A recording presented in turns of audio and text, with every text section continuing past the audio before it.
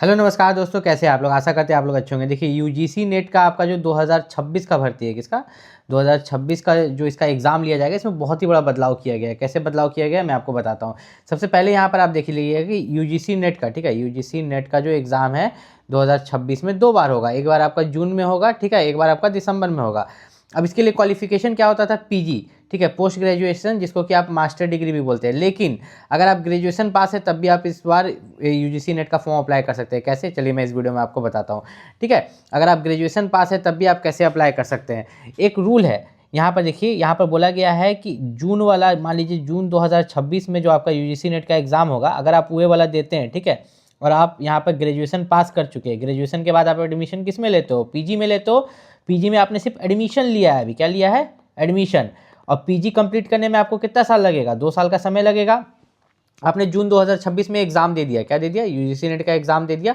आपका एग्ज़ाम भी क्लियर हो गया, ठीक। और आपका जो रिजल्ट आया, मान के चलते हैं कि जुलाई में आया, ठीक है, 15 जुलाई को, कब, 15 जुलाई 2026 को आपका रिजल्ट आया। तो ये जो 15 जुलाई 2026 को आपका रिजल्ट आया, तो इस दिन से लेकर आपको 2 साल का समय मिलेगा, मतलब 2026, 2027, 2028, 15 जुलाई 2028 तक का आपको समय मिलेगा अपना पीजी कंप्लीट करने का। क्या कंप्लीट करने का, पीजी। मतलब नियम ये है कि आपका जिस दिन भी यूजीसी नेट का रिजल्ट आता है, ठीक है, जिस दिन भी आपका यूजीसी नेट का एग्जाम का जो रिजल्ट है वही जारी होता है, उस दिन से आपका 2 साल का समय मिलता है आपको अपना पीजी कंप्लीट करने के लिए, पोस्ट ग्रेजुएशन कंप्लीट करने के लिए, ठीक है।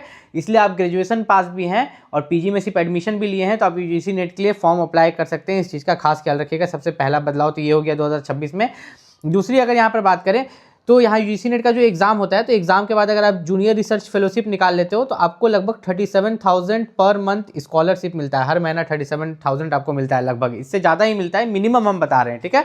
लेकिन इसमें बहुत बच्चों को नहीं मिलता है, दिक्कत हो जाता है निकालने के बाद भी। कारण क्या है, जब वो लोग फॉर्म अप्लाई करते हैं, जैसे अभी आप अप्रैल में फॉर्म अप्लाई कीजिएगा, तो फॉर्म अप्लाई करते समय अगर आप रिजर्व्ड कैटेगरी से बिलोंग करते हैं, जैसे कि ओबीसी, एससी, एसटी या ईडब्ल्यूएस, तो फॉर्म अप्लाई का जो भी लास्ट डेट होता है, ठीक है, यूजीसी नेट का फॉर्म अप्लाई का जो भी लास्ट डेट होता है, उससे पहले आपके पास जो है ओबीसी, एससी, एसटी और ईडब्ल्यूएस का सेंट्रल लेवल कास्ट सर्टिफिकेट बना हुआ होना चाहिए। क्या बना हुआ होना चाहिए, सेंट्रल लेवल कास्ट सर्टिफिकेट। तो अभी तक आपने सेंट्रल लेवल कास्ट सर्टिफिकेट नहीं बनाया तो उसे जरूर बनवा लीजिएगा, ताकि आगे चल के आपको किसी भी तरह का दिक्कत नहीं हो।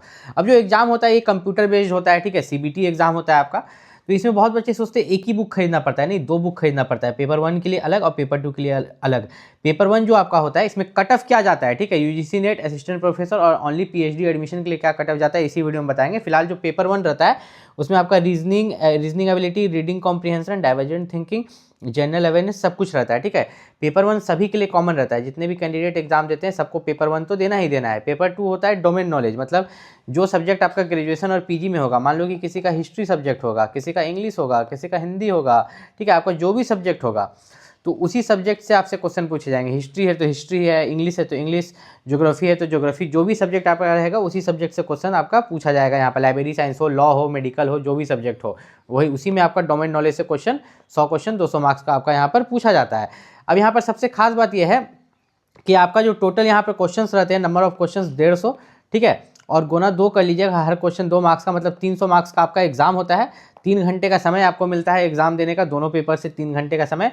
लेकिन एक चीज़ का खास ख्याल रखिएगा कि दोनों पेपर में आपको क्वालिफाई करना रहता है, ठीक है। पेपर 1 और पेपर 2 में अगर आप क्वालिफाई कीजिएगा, 40% लाइएगा, जनरल कैटेगरी से और ईडब्ल्यूएस से हैं तो, और रिजर्व्ड कैटेगरी से हैं तो 35%, ठीक है। अगर आप ओबीसी, एससी, एसटी से हैं तो 35% दोनों पेपर में लाते हैं, ठीक है।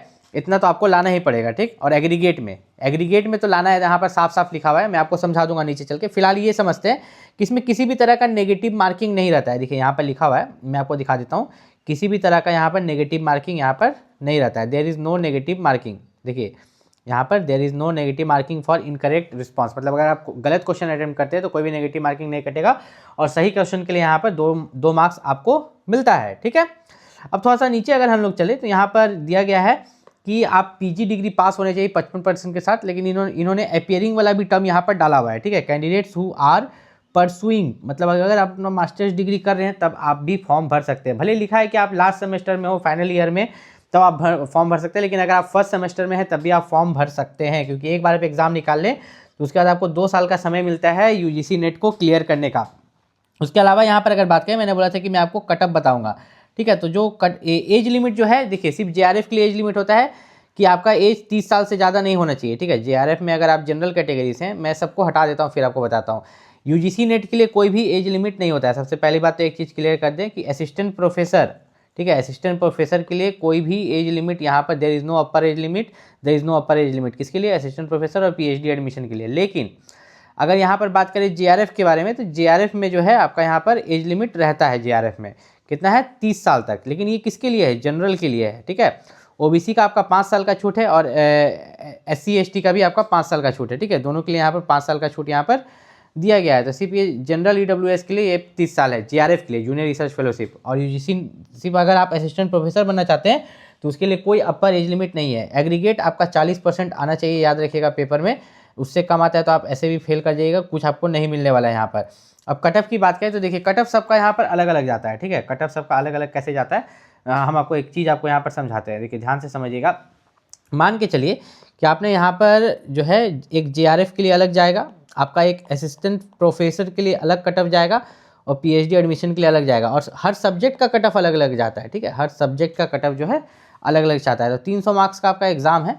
तो मान के चलते हैं कि यहाँ पर जेआरएफ में अगर कट ऑफ यहाँ पर जा रहा है आपका 270, तो आपका असिस्टेंट प्रोफेसर का जो कट ऑफ रहेगा वो आपका 220 रहेगा, पीएचडी एडमिशन का जो रहेगा 190। ये किसी सब्जेक्ट का होगा, मान के चलते हिस्ट्री का हुआ। अब ज्योग्राफी में चल जाते हैं, ठीक है। तो ज्योग्राफी में अगर 300 में से जो कट ऑफ है जूनियर रिसर्च फेलोशिप का यही चला गया अगर 250, कितना कि अगर आपको जेआरएफ 250 पर मिल रहा है तो असिस्टेंट प्रोफेसर जो आपको मिलेगा वो आपको 200 पर मिल जाएगा और पीएचडी एडमिशन जो है लगभग 160 पर। तो ये आप देख रहे हैं कि इस तरह से पहला नंबर पर ये हाईएस्ट कट ऑफ रहता है, दूसरे नंबर पर असिस्टेंट प्रोफेसर और तीसरा नंबर पर जो है पीएचडी का हाईएस्ट कट ऑफ रहता है। तो यूजीसी नेट के लिए 2 बुक आपको लेना पड़ेगा, ठीक है, एक आपका पेपर 1 प्लस एक पेपर 2। ये जो दोनों बुक है, दोनों बुक का लिंक मैंने इस वीडियो को डिस्क्रिप्शन में दी। यूजीसी नेट निकाल लेने के बाद अगर आप यूजीसी नेट का एग्जाम देते हैं, अगर आपका जेआरएफ निकल जाता है जूनियर रिसर्च फेलोशिप, तो क्या जेआरएफ निकलने के बाद अकाउंट में 40,000 रुपया पर मंथ अपने आप घुसने लगता है? नहीं। जब आपका जेआरएफ निकल जाता है जूनियर रिसर्च फेलोशिप, तो फिर आप जाते हो किसी कॉलेज में, बोलते हो कि मुझे पीएचडी करना है। क्या करना है? पीएचडी। तो पीएचडी के लिए आप अप्लाई करते हो। जब आपका पीएचडी में सिलेक्शन हो जाता है उस कॉलेज में जब आप जाते हो तो वहाँ पे एचओडी होता है, ठीक है। आपका जो डिपार्टमेंट होता है, डिपार्टमेंट का एचओडी होता है, हेड ऑफ डिपार्टमेंट, उससे साइन मोहर करवा के एक एप्लीकेशन लिख के, ठीक है, किसके लिए? आपका स्कॉलरशिप अमाउंट जो आएगा उसके लिए फॉर्म भर के फिर आप भेजते हो यूजीसी को, यूनिवर्सिटी ग्रांट कमीशन को। उसके बाद जो है आपका स्कॉलरशिप आता है, ठीक है, इतना चीज करने के बाद।